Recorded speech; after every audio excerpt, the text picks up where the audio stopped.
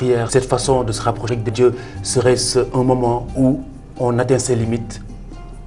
On atteint ses limites, mais on les accepte et on les dépasse.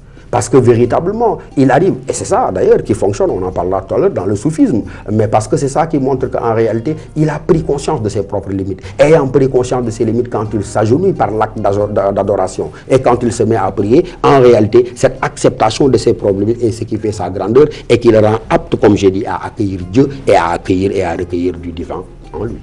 Mais cette prière, ce n'est pas celle-là que l'on montre à tous, mais c'est celle-là que l'on effectue seul. Mais encore une fois, combien de fois, on pourrait même dire qu'on a prié 1000 fois sans avoir prié une seule fois. Vous savez très bien dans quel sens se parle. Quand je dis qu'on a prié 1000 fois sans avoir prié une seule fois, je vous ai dit il n'y a pas de prière pour quelqu'un dont l'âme est charriée par les vices du corps. Il n'y a pas de prière pour quelqu'un qui se réveille dans la souillure. Il n'y a pas de prière pour quelqu'un, encore une fois, qui ne vit que par lui-même et pour son ego et pour son nafsou. Et donc la véritable prière, elle est négation du monde. Elle est véritablement mise en voyage de tout ce qui relève du matériel. Elle est un moment, mais un moment rare auquel certains peuvent accéder, de communion et de symbiose entre le créé et le créateur, entre la créature et cet être transcendant par qui rien ne pourrait être sans lui. Et quand la prière est simple démonstration, professeur? Quand elle est simple démonstration, c'est qu'elle n'est pas prière du tout. C'est pourquoi j'ai dit on aura prié 1000 fois sans avoir prié une seule fois.